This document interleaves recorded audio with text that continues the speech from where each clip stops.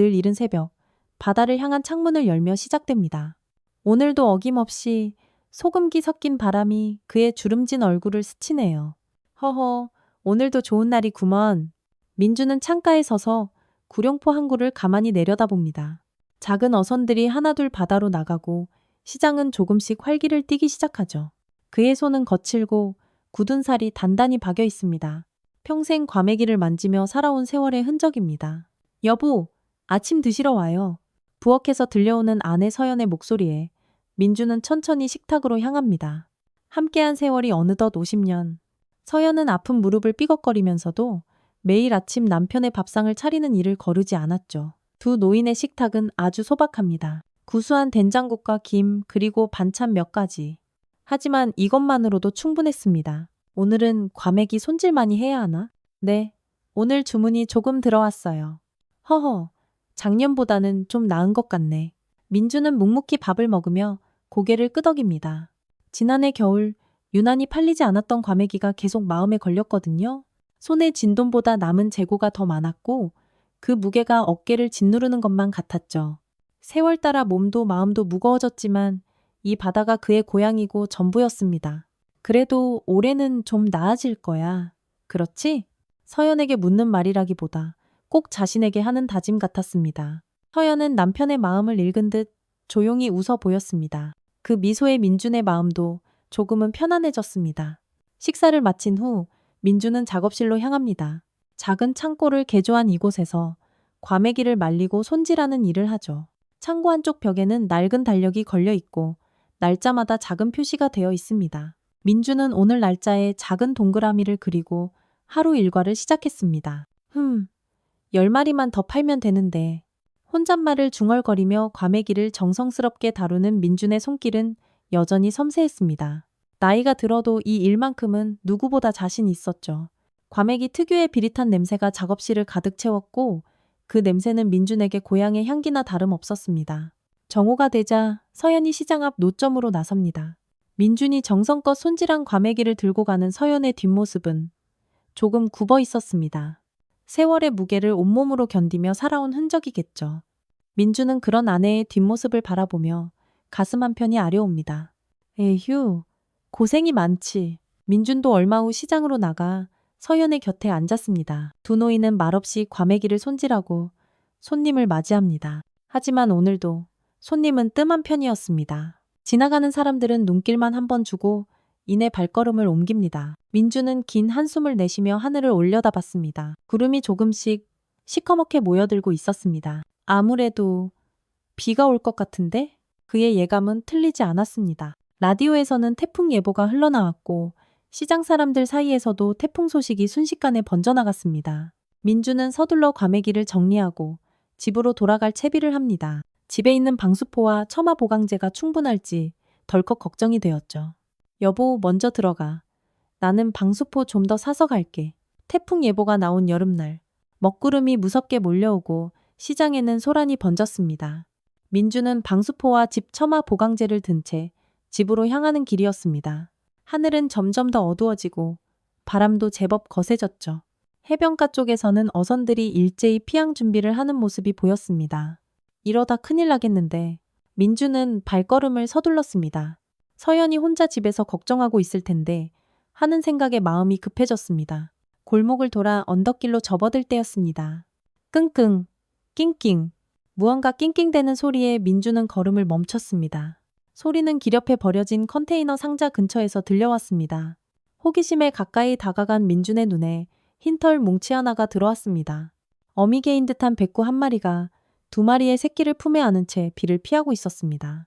특히 한 마리는 다리를 절뚝이며 무척 아프게 울고 있었죠. 아이고, 저런...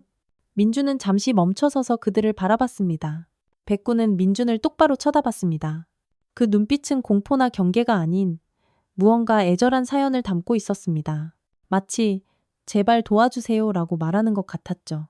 갈 길 바쁜 민주는 잠시 망설였습니다. 이미 늦었고 서연이 기다릴 텐데. 하지만 그 간절한 눈빛을 도저히 외면할 수가 없었습니다. 에이, 참, 며칠 만이야. 결국 민주는 개들 곁으로 다가갔습니다. 백구는 놀랍게도 전혀 경계하는 기색 없이 민준을 바라보았습니다. 민준이 조심스레 손을 내밀자 백구는 그의 손등에 코를 킁킁 가져다 댔습니다. 전혀 낯설지 않은 듯한 행동이었죠. 괜찮아. 이리 와봐. 민준은 백구와 새끼들을 조심스럽게 안아들었습니다. 그리 크지 않은 개였지만 새끼까지 안으니 제법 무게가 나갔습니다. 하지만 민준의 팔은 평생 고기잡이와 과메기 작업으로 단련되어 있었기에 충분히 견딜만 했습니다.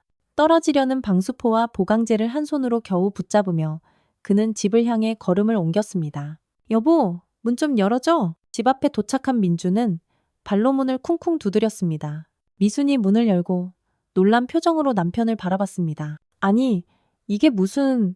서연의 얼굴이 순식간에 굳어졌습니다. 품에 안긴 개들을 본 순간 그녀의 눈이 동그래졌죠. 당신, 뭐 하는 거예요? 왜 저런 걸 데려와요? 민주는 아내의 반응을 충분히 예상했습니다. 서연은 개를 무서워했고 특히 집안에 들이는 건 절대 안 된다고 여러 번 말했었죠. 비를 피할 때까지만 다리 다친 새끼도 있고 딱해서 그래.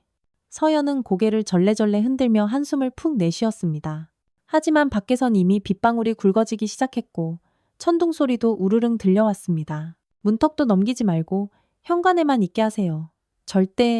절대로 안으로 들이면 안 돼요. 민주는 고개를 끄덕이며 개들을 조심스레 현관 한켠에 내려놓았습니다. 백구는 마치 상황을 이해한 듯 얌전히 자리에 누웠습니다. 다친 새끼는 여전히 낑낑대며 아파하고 있었습니다. 저것 좀 봐요. 얼마나 아플까. 민준의 말에 서연은 잠시 새끼를 바라봤습니다. 그녀의 눈에도 새끼의 고통이 느껴졌는지 표정이 조금 누그러졌습니다. 약이라도 발라줘야 하는 거 아니에요? 서연의 말에 민준은 희미하게 웃었습니다. 아내가 이렇게 말한다는 건 적어도 개들을 당장 내쫓지는 않겠다는 뜻이었으니까요. 내가 약국에서 연고 사올게. 비 좀 그치면. 태풍은 밤새 구룡포를 뒤흔들었습니다. 휘잉 바람 소리와 후두둑. 빗소리가 집안을 가득 채웠지만 민준과 서연의 집은 튼튼했습니다. 현관에서는 백구가 새끼들을 품에 안은 채 잠들어 있었습니다. 민준은 잠들기 전 슬며시 현관문을 열어 그들을 바라봤습니다. 내일 약 발라주마. 걱정 마라. 낮은 목소리로 중얼거린 민준의 말에 백구는 눈을 살짝 뜨고 그를 바라봤습니다. 그 눈빛에는 왠지 모를 감사함이 담겨 있었습니다. 민준은 이상하게도 마음이 따뜻해지는 느낌이었습니다. 참 오랜만에 느껴보는 감정이었죠. 여보, 어서 자요. 창문 다 닫았죠. 침실에서 서연이 부르자 민준은 현관문을 닫고 침실로 향했습니다. 오늘 하루는 평범한 날과는 달랐습니다. 무언가 운명적인 만남이 있었던 날이라는 생각이 들었습니다. 민준은 침대에 누워 천장을 바라보며 생각했습니다. 내일은 어떤 하루가 될지, 저 개들과 어떻게 지낼지, 여러 생각들이 머릿속을 맴돌았지만 이상하게도 불안함보다는 기대감이 더 컸습니다. 아침이 밝았습니다. 태풍은 지나갔지만 그 흔적은 여기저기 남아 있었습니다. 민주는 일찍 일어나 마당을 살폈습니다. 다행히 큰 피해는 없었지만 처마 몇 군데가 흔들리고 있었죠. 오늘은 이거부터 고쳐야겠네. 낮은 목소리로 중얼거린 민주는 현관으로 향했습니다. 어젯밤 생각이 났기 때문입니다. 문을 열자 백구와 새끼들이 그대로 있었습니다. 백구는 민준을 보자 꼬리를 살랑살랑 흔들었고 새끼들은 여전히 잠에 취해 있었습니다. 아이고, 괜찮으냐? 민준은 몸을 숙여 새끼들을 살폈습니다. 특히 다친 새끼의 다리를 조심스레 만져봤습니다. 새끼는 아픈 듯 낑낑댔고 민준은 마음이 아팠습니다. 잠깐만, 약 가져올게. 민준은 부엌으로 향했습니다. 서연은 아침 식사를 준비하고 있었습니다. 남편이 들어오자 서연은 궁금한 표정을 지었습니다. 저것들 아직 있어요? 새끼 한 마리가 다리를 다쳤어. 연고 좀 발라줘야겠어? 에이, 그냥 내보내세요. 길에서 살던 개들인데 뭘... 서연의 쌀쌀맞은 말에도 민주는 묵묵히 약장에서 연고를 찾아 들고 나갔습니다. 거실 한켠에 이불을 깔고 새끼들의 몸을 닦았습니다. 젖은 몸을 마른 수건으로 부드럽게 문질러주고 절뚝이는 새끼의 다리에 약을 발라주었죠. 개들에게 익숙하지 않은 민준이었지만 손길은 정성스러웠습니다. 아프지? 조금만 참아라. 다친 새끼의 다리에 약을 바르는 동안 백구는 민준의 곁에 조용히 앉아 있었습니다. 마치 자신의 새끼를 위해 해주는 일에 감사하는 듯한 눈빛이었습니다. 민준은 이상하게도 그 눈빛이 마음에 들어왔습니다. 여보, 밥 먹어요. 서연의 부름에 민주는 개들에게 물과 남은 밥을 조금 담아주고 식탁으로 향했습니다. 서연은 거실 한켠에 깔린 이불과 개들을 힐끗 바라보다가 한숨을 쉬었습니다. 며칠만이라면서요? 저것들 언제 내보낼 거예요? 다리가 나으면 일주일만 더 봐주자. 민준의 말에 서연은 더 이상 뭐라 하지 않았습니다. 50년을 함께 살아온 동안 남편이 한번 마음먹으면 쉽게 바꾸지 않는다는 걸 잘 알았기 때문입니다. 그렇게 며칠이 지났습니다. 민주는 매일 아침 저녁으로 새끼의 다리에 약을 발라주고 깨끗한 물과 먹을 것을 챙겨주었습니다. 저 녀석들 이름이라도 지어줘야 하지 않을까? 어느 날 저녁 민주는 서연에게 슬쩍 물었습니다. 서연은 처음엔 어이없다는 표정을 지었지만 이내 웃음을 참지 못했습니다. 정 그렇게 마음에 들면 아주 우리 집에 살게 하시든가요? 정말? 그래도 돼? 뭐 어쩌겠어요. 당신이 저렇게 좋아하는데. 민주는 오랜만에 환하게 웃었습니다. 그러는 사이 백구는 민준의 옆에 바짝 붙어 따르게 되었고 새끼들도 집안을 오물오물거리며 다니는 것이 익숙해졌습니다. 처음엔 질색하던 서연도 백구가 주방 앞에서 꼬리치며 기다리는 모습을 보며 슬며시 미소를 지었습니다. 여보, 저 애들이 밥 먹는 시간을 아는 것 같아요. 내가 밥 준비할 때면 어김없이 저렇게 와서 기다리네. 서연의 말에 민주는 흐뭇하게 웃었습니다. 그도 느낀 것이었습니다. 백구는 특히 영리했고 서연의 행동을 유심히 관찰하는 듯 했습니다. 그리고 서연이 혼자 있을 때면 어김없이 그녀의 곁에 조용히 앉아 있었죠. 저 녀석 꽤 똑똑한가 봐. 일주일 후 다친 새끼는 어느새 절뚝임 없이 쌩쌩하게 뛰어다니게 되었습니다. 민준의 정성 덕분이었죠. 이제 약속대로 개들을 내보낼 시간이었지만 민준은 마음 한편이 무거웠습니다. 어느새 그들은 민준과 서연의 일상 속에 깊이 자리 잡았기 때문입니다. 여보, 이름이라도 지어주고 보내자. 저녁 식사를 마치고 민준은 조심스레 서연에게 말을 꺼냈습니다. 서연은 잠시 생각하다가 웃음을 지었습니다. 태풍 오는 날 데려왔잖아요.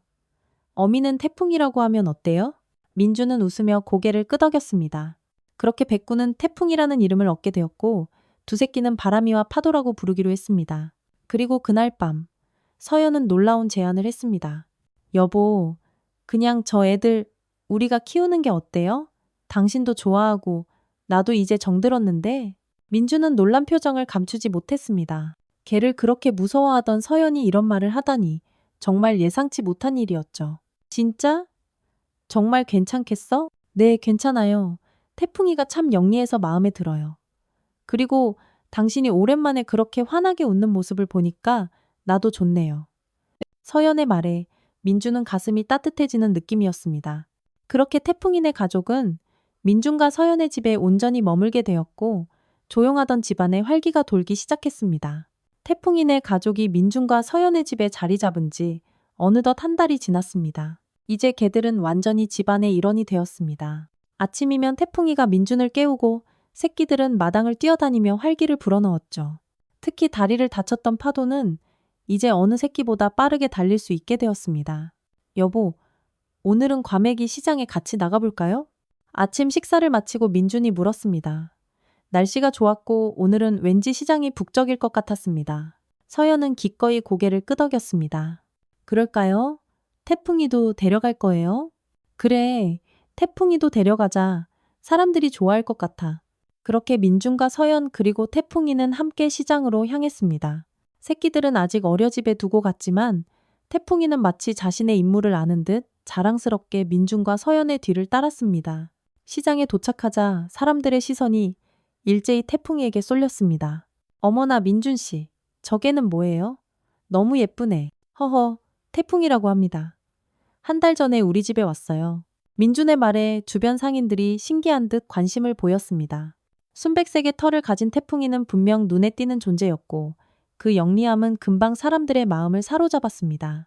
태풍이는 민준의 과메기 노점 앞에 얌전히 앉아 지나가는 손님들을 바라보았습니다. 그 모습이 어찌나 귀여운지 사람들은 저절로 발걸음을 멈추고 다가왔습니다. 아이고, 이게 정말 똑똑해 보이네요. 과메기 좀 주세요.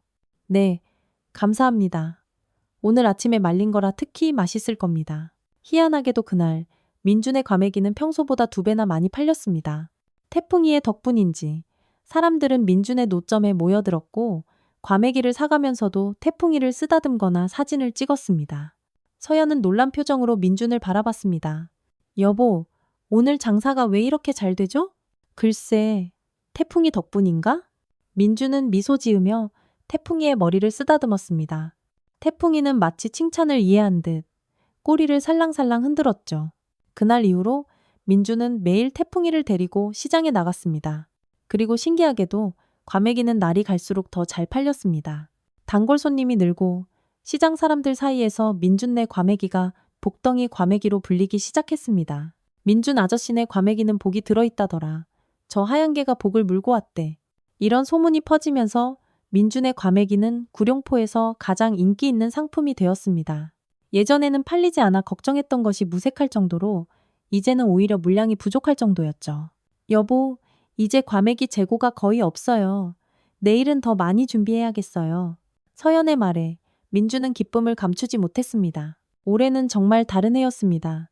작년까지만 해도 남은 재고가 산더미라 마음이 무거웠는데 이제는 과메기가 부족할 정도라니 민준은 그 모든 것이 태풍이 덕분이라고 생각했습니다. 태풍이, 너 정말 복덩이구나. 집으로 돌아가는 길, 민준은 태풍이의 등을 쓰다듬으며 말했습니다. 태풍이는 마치 대답하듯 멍 하고 짧게 짖었고 그 소리에 민준과 서연은 웃음을 터뜨렸습니다. 이제 그들의 웃음소리는 구룡포의 파도 소리만큼이나 자연스러운 것이 되었습니다. 그렇게 가을이 오고 겨울이 찾아왔습니다. 그해 겨울, 과메기는 그 어느 해보다 잘 팔렸습니다. 민준과 서연은 오랜만에 여유로운 겨울을 보내게 되었고 태풍이와 새끼들 덕분에 집안은 항상 온기로 가득했습니다. 바람이와 파도는 이제 어엿한 성견이 되어가고 있었고 태풍이는 여전히 민준의 곁을 든든히 지켰습니다. 올해는 정말 좋은 해였네. 한 해의 마지막 날, 민준이 서연에게 말했습니다. 서연도 고개를 끄덕이며 웃었습니다. 그러게요. 태풍이가 우리 집에 온 뒤로 모든 게 달라진 것 같아요. 민준은 마루에 누워있는 태풍이를 바라봤습니다. 태풍이는 마치 그 말을 이해한 듯 눈을 반짝이며 민준을 바라봤죠. 민준은 태풍이가 자신의 집에 온 것이 단순한 우연이 아니라고 생각했습니다. 마치 운명처럼 느껴졌습니다. 새해에도 좋은 일이 많겠지? 민준의 물음에 서연은 희미하게 웃으며 대답했습니다. 그럼요. 우리에겐 이제 태풍이가 있잖아요. 그렇게 새해가 밝았습니다. 민준과 서연, 그리고 태풍이네 가족에게 새해는 더 많은 기쁨을 가져다 줄 것만 같았습니다. 봄이 찾아왔습니다. 구룡포의 바다는 겨울의 차가움을 벗고 조금씩 따스함을 되찾아갔습니다. 민준과 서연의 집 마당에는 작은 꽃들이 피어나기 시작했고 태풍이와 바람이, 파도는 그 꽃들 사이를 뛰어다니며 즐거워했습니다. 민준은 마당 한켠에 작은 텃밭을 일구고 있었습니다. 서연이 좋아하는 상추와 고추를 심기 위해서였죠. 여보, 점심 드시러 오세요. 서연의 부름에 민준은 호미를 내려놓고 집 안으로 향했습니다. 태풍이도 졸졸 민준을 따라 들어왔습니다. 이제는 서로의 일상이 완전히 하나가 되어 민준이 어디를 가든 태풍이는 늘 그의 곁을 지켰습니다. 식탁에 앉아 서연은 정성껏 준비한 된장찌개를 내놓았습니다. 오늘 시장은 안 나가요? 오늘은 텃밭 좀 정리하고 쉬려고. 어제 과메기도 많이 팔렸으니까? 민준의 말에 서연은 고개를 끄덕였습니다. 지난 몇 달 동안 민준의 과메기는 구룡포에서 가장 인기 있는 상품이 되었습니다. 복덩이 과메기라는 이름이 널리 알려졌고 이제는 멀리서도 사람들이 찾아올 정도였습니다. 그 모든 것이 태풍이 덕분이라고 사람들은 말했습니다. 식사를 마친 후 민준은 다시 마당으로 나갔습니다.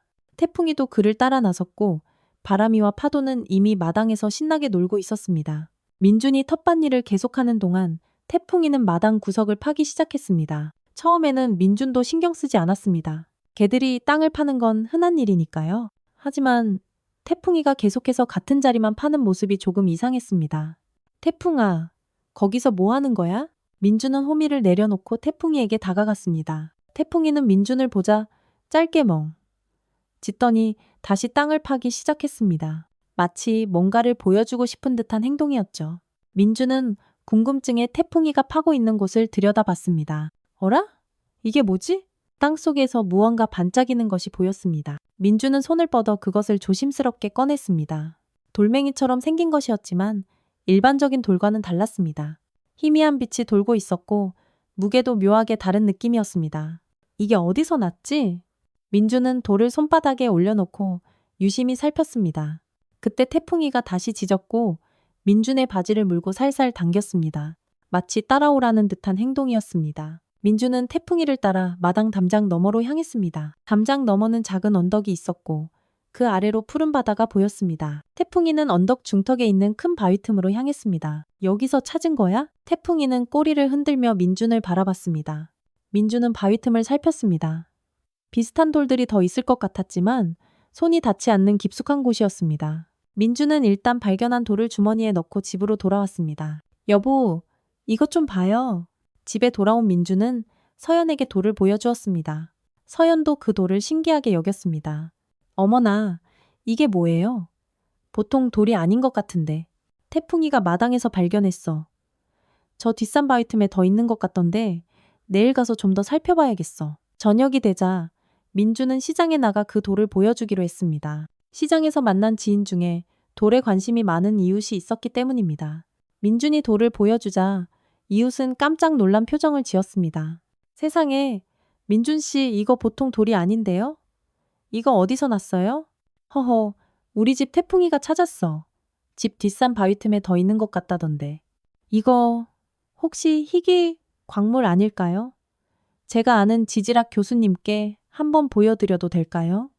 마침 내일 포항에 오신다고 하셨거든요. 민주는 기꺼이 동의했습니다. 다음 날 이웃과 함께 지질학 교수가 민준의 집을 찾아왔습니다. 교수는 돌을 자세히 살펴보더니 놀라운 표정을 지었습니다. 이건 희귀 보석 원석입니다. 바닷가 인근 암석층에서 간혹 발견되는 광물인데 아주 가치가 높습니다. 이걸 어디서 발견하셨다고요? 민주는 태풍이가 돌을 발견한 장소를 설명했습니다. 교수는 더 자세한 조사를 위해 그곳을 방문하고 싶다고 했고 민주는 태풍이를 데리고 교수를 안내했습니다. 그리고 그곳에서 더 많은 광물이 발견되었습니다. 이 돌들은 실제로 수억 원 이상으로 거래될 수 있습니다. 운이 정말 좋으시네요. 교수의 말에 민주는 놀라 입을 다물지 못했습니다. 수억 원이라니 그것은 민준과 서연에게는 상상도 못할 큰 금액이었습니다. 집에 돌아와 서연에게 이 소식을 전하자 서연도 놀라움을 감추지 못했습니다. 정말이요? 그렇게 값어치가 있다고요? 그래, 교수님이 그러시더라고. 우리가 원하면 사겠다고도 하셨어. 서연은 잠시 생각에 잠겼다가 민준을 바라봤습니다. 어떻게 할 거예요? 팔 거예요? 민준은 창밖을 내다보았습니다. 마당에서는 태풍이와 새끼들이 평화롭게 놀고 있었습니다. 그 모습을 보니 민준의 마음이 따뜻해졌습니다. 그 돌을 팔자는 제안을 받았지만 민준은 쉽게 결정하지 못했습니다. 돈은 분명 필요했지만 태풍이가 가져다 준 선물이라는 생각에 더 특별하게 느껴졌기 때문입니다. 난 이 돌이 태풍이 덕분에 찾은 거라 더 의미가 있는 것 같아. 그럼 어떻게 할 거예요? 간직할 거예요? 아직 모르겠어. 조금만 더 생각해보자. 민주는 마루에 앉아 그 돌을 바라보았습니다. 희미하게 빛나는 돌은 분명 가치가 있었습니다. 하지만 민주는 그 돌보다 더 귀한 것을 얻었음을 이미 알았습니다. 아내와 함께 웃으며 밥 먹을 수 있게 된 것. 낯선 생명이 가족이 된 것. 매일 웃으며 과메기를 팔게 된 것. 그것은 돈으로도 살 수 없는 삶의 기적이었습니다. 여보, 그 돌 생각해봤어요? 다음 날 아침 서연이 다시 물었습니다. 민주는 밤새 생각했습니다. 그리고 결정을 내렸죠. 이 돌은 절반만 팔고 나머진 간직하려고 해. 돈도 필요하지만 태풍이가 준 선물이니까. 완전히 손에서 놓고 싶진 않아. 서연은 그런 남편의 마음을 이해한다는 듯 미소 지었습니다. 민주는 지질학 교수에게 연락해 자신의 결정을 알렸고 교수는 흔쾌히 받아들였습니다. 그렇게 민주는 돌의 절반 가치에 해당하는 큰 돈을 받게 되었습니다. 이 돈으로 뭐 할 거예요? 서연이 물었습니다. 민주는 잠시 생각하다가 대답했습니다. 우리 집 수리도 하고 과메기 가게도 조금 넓혔으면 해. 그리고 민주는 잠시 말을 멈추고 창밖을 바라봤습니다. 마당에서는 태풍이와 바람이 파도가 신나게 놀고 있었습니다. 태풍이네 집도 하나 번듯하게 만들어주고 싶어. 좀 더 편하게 지낼 수 있도록. 서연은 그런 남편의 따뜻한 마음씨에 감동받은 듯 조용히 고개를 끄덕였습니다. 그렇게 민주는 집수리를 시작했고 과메기 가게도 조금 더 넓혔습니다. 그리고 마당 한켠에는 태풍이네 가족을 위한 아늑한 새 집을 만들어 주었죠. 마을 사람들은 민준의 갑작스러운 변화에 놀라워했지만 민준은 그저 웃으며 복덩이 태풍이 덕분이라고만 말했습니다. 일주일 후 또다시 큰 태풍이 구룡포에 접근한다는 예보가 있었습니다. 민준은 집 처마와 지붕을 새로 손본 터라 걱정이 덜했지만 바다에 나간 어선들과 마을 사람들이 마음에 걸렸습니다. 여보, 이번 태풍은 작년보다 더 셀 것 같아요. 마을 사람들 걱정되네요. 그러게 말이야. 내일은 시장도 쉬는 게 좋겠어. 태풍이 몰아치기 전날 민주는 태풍이를 데리고 항구를 거닐었습니다. 어선들은 대부분 피항에 있었고 사람들은 집을 단단히 보강하고 있었습니다. 바닷가에 앉아있던 민준에게 태풍이가 또 무언가를 물고 왔습니다. 이번엔 낡고 해진 지갑이었습니다. 이건 또 뭐냐? 민준은 지갑을 받아들었습니다. 바닷물에 흠뻑 젖었지만 아직 형태는 유지하고 있었죠. 지갑을 열어보니 안에는 오래된 군인증과 빛바랜 사진 한 장이 들어 있었습니다. 사진 속에는 젊은 남자와 여자, 그리고 어린아이가 환하게 웃고 있었습니다. 사진 뒷면에는 날짜와 함께 사랑하는 내 가족에게라는 문구가 적혀 있었습니다. 이건 누구의 것이지? 민주는 군인증을 자세히 살폈습니다. 이름은 발현우였고 생년월일로 봐서는 지금 90이 넘었을 나이였습니다. 민주는 그 이름이 어디서 들어본 것 같다고 생각했습니다. 구룡포에 오래 산 사람들 중에 그런 이름의 어르신이 있었던 것 같았죠. 태풍아, 이건 어디서 찾았어? 태풍이는 다시 바다 쪽을 향해 멍 하고 짖었습니다. 민주는 지갑을 주머니에 넣고 집으로 돌아왔습니다. 집에 돌아온 민주는 서연에게 지갑에 대해 이야기했습니다. 이 지갑의 주인을 찾아줘야 할 것 같아. 아직 살아계시다면 굉장히 소중한 물건일 테니까. 발현우요? 아, 마을 북쪽에 사시는 그 할아버지 아닌가요? 전쟁 때 가족을 잃으셨다는 서연의 말에 민주는 손가락을 딱 소리나게 쳤습니다. 맞아, 구룡포 북쪽 언덕에 혼자 사시는 발현우 할아버지. 젊을 때 군인으로 참전했다가 돌아왔을 때 가족을 모두 잃었다는 슬픈 사연을 가진 분이었습니다. 마을 사람들은 그가 홀로 살면서도 매일 바다를 바라보며 누군가를 기다린다고 했습니다. 내일 태풍이 지나가면 꼭 찾아뵈어야겠어. 그날 밤 태풍은 구룡포를 강타했습니다. 무서운 바람 소리와 빗소리가 온 밤을 채웠지만 민준의 집은 새로 손본 덕분에 별 피해 없이 무사히 지나갔습니다. 태풍이와 새끼들도 새 집에서 안전하게 밤을 보냈죠.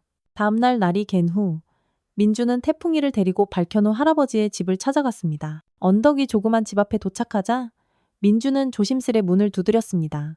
계세요? 발현우 어르신. 잠시 후 머리가 하얗게 센 노인이 문을 열었습니다. 세월의 흔적이 깊게 팬 얼굴이었지만 눈빛만은 또렷했습니다. 누구시오? 저 아랫마을에 사는 민준이라고 합니다. 혹시 이게 어르신 것이 아닌지 해서요. 민주는 지갑을 조심스럽게 내밀었습니다.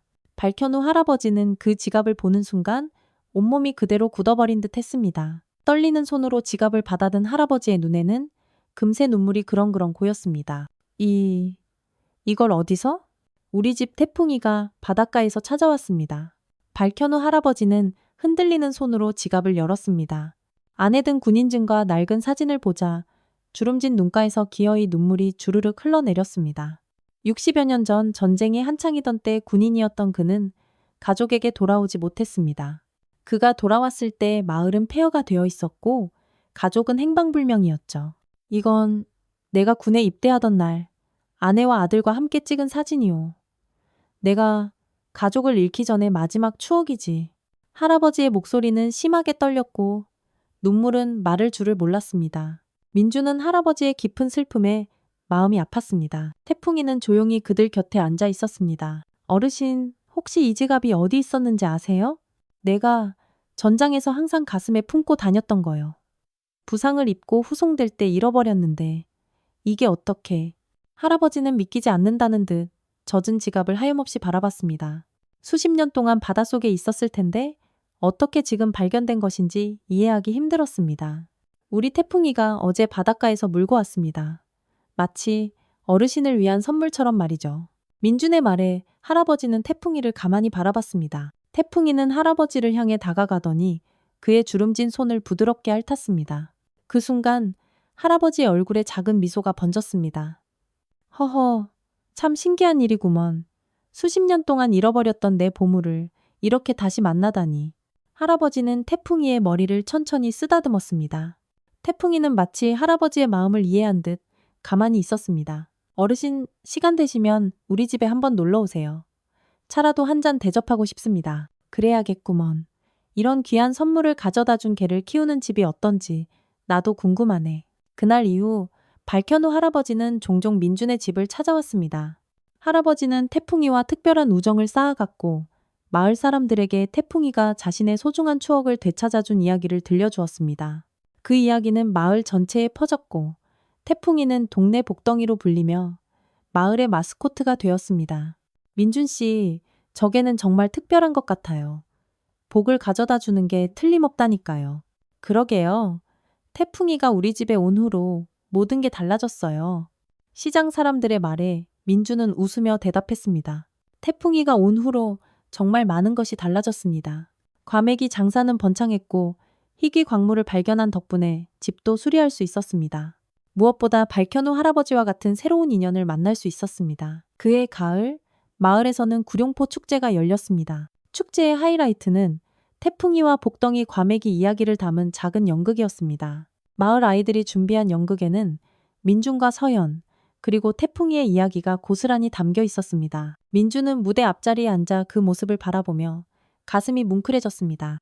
여보, 우리 이야기가 연극이 되다니 믿어지지 않네요. 서연의 말에 민준은 고개를 끄덕였습니다. 정말 믿기지 않은 일이었습니다. 불과 1년 전만 해도 그저 평범한 어쩌면 조금은 외로운 노부부였는데 말이죠. 연극이 끝나고 마을 이장은 민준과 서연, 그리고 태풍이를 무대 위로 불렀습니다. 사람들의 뜨거운 박수 속에 그들은 무대에 올랐고 태풍이는 마치 자신이 주인공인 것을 아는 듯 당당하게 걸었습니다. 민준 씨와 서연 씨, 그리고 우리 마을의 복덩이 태풍이, 이들의 아름다운 이야기는 우리 구룡포의 자랑입니다. 앞으로도 많은 사랑 부탁드립니다.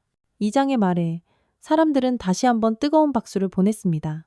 민준은 태풍이를 바라보며 생각했습니다. 태풍이 몰아치던 그날, 만약 자신이 그냥 지나쳤다면 어땠을까? 아마 이런 행복은 결코 느끼지 못했을 것입니다. 축제가 끝나고 집으로 돌아가는 길, 민준과 서연은 태풍이와 함께 바닷가를 거닐었습니다. 살랑이는 가을바람이 부는 저녁바다는 더없이 평화로웠습니다. 태풍이는 앞서 걸으며 때때로 뒤를 돌아보곤 했죠. 여보, 행복하죠? 서연의 물음에 민준은 말없이 고개를 끄덕였습니다. 그는 정말 행복했습니다. 평생 살아온 이 바다마을에서 사랑하는 아내와 함께, 그리고 뜻밖의 선물처럼 찾아온 태풍이네 가족과 함께라면 언제나 행복할 것 같았습니다. 그래, 정말 행복해. 태풍이가 우리 집에 온 건 정말 기적 같은 일이었어. 민준의 말에 서연은 환하게 미소 지었습니다. 태풍이는 마치 그 말을 이해한 듯 꼬리를 흔들며 두 사람에게 다가왔습니다. 민준은 태풍이의 머리를 쓰다듬으며 생각했습니다. 기적이란 그리 거창한 게 아닙니다. 비 오는 날, 차마 돌아서지 못한 발걸음, 그것이었을 뿐입니다. 구룡포의 바다는 겨울을 맞이하며 또 다른 모습을 보여주고 있었습니다. 파도는 높게 일렁였고 바람은 더욱 차갑게 불어왔습니다. 하지만 민준과 서연의 집은 그 어느 때보다 따뜻했습니다. 마당에 새로 지어진 태풍이네 집에는 작은 전등까지 달려 밤에도 은은한 빛을 내뿜었습니다. 여보, 오늘 과메기가 정말 잘 팔렸네요. 저녁 식사 시간, 서연이 기분 좋게 말했습니다. 민준은 고개를 끄덕이며 웃었습니다. 그들의 복덩이 과메기는 이제 구룡포를 넘어 포항 전체에서 유명해졌습니다. 주문이 밀려들기 시작했고 민준은 젊은 청년들을 고용해 일을 돕게 했습니다. 그러게. 이제는 혼자 감당하기 힘들 정도가 됐어. 다행히 지훈이랑 성민이가 도와주니 한결 나아졌지.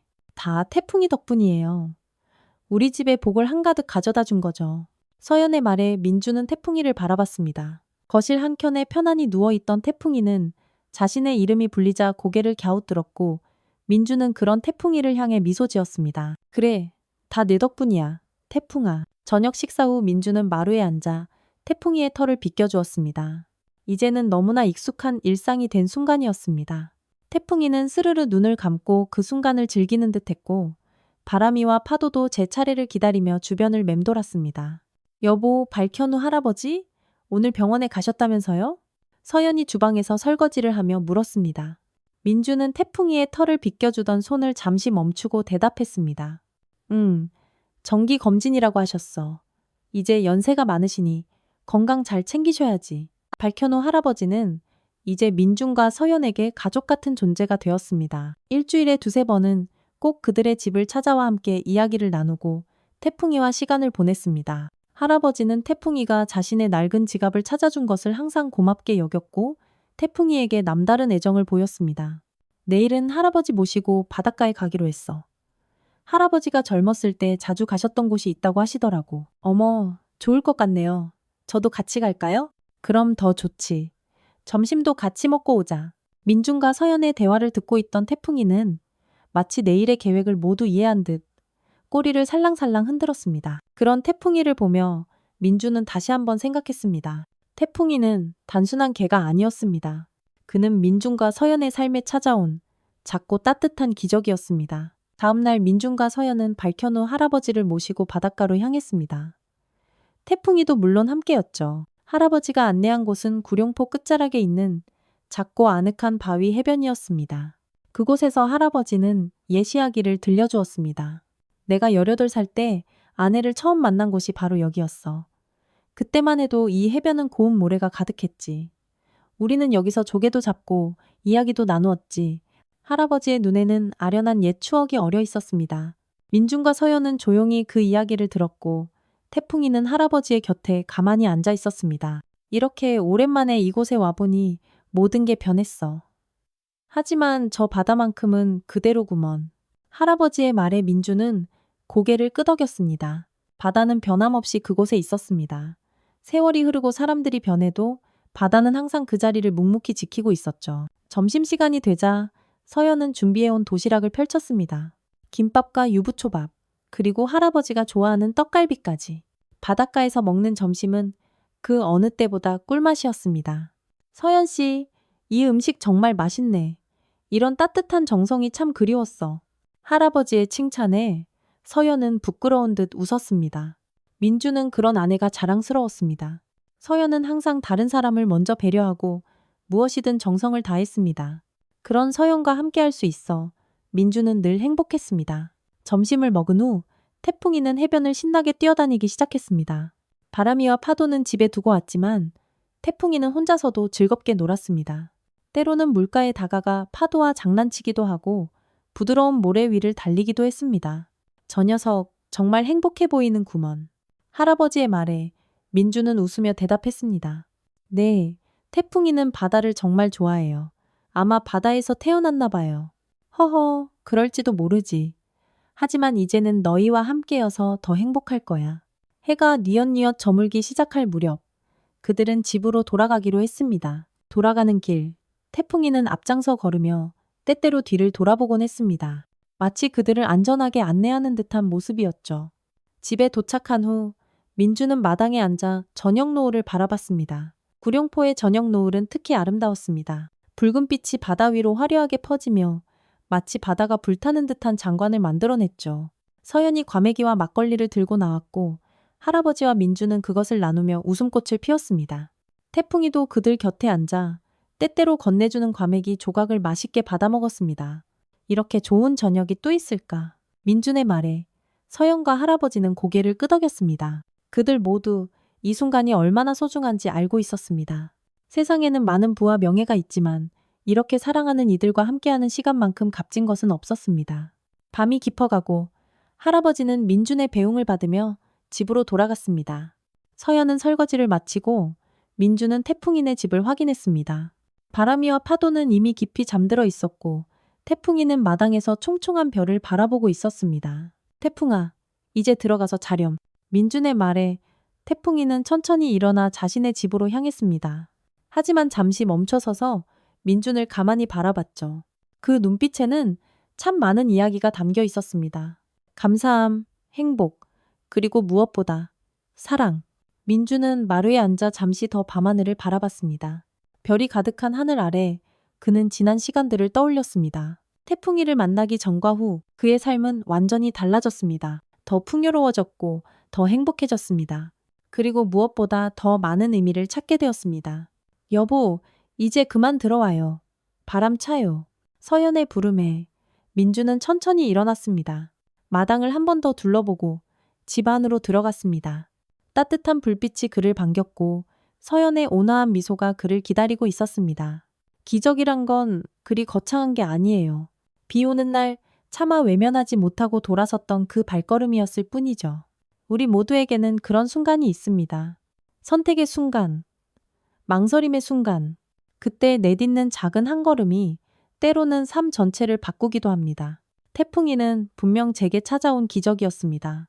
하지만 사실 그 기적을 만든 것은 바로 나 자신이었을지도 모릅니다.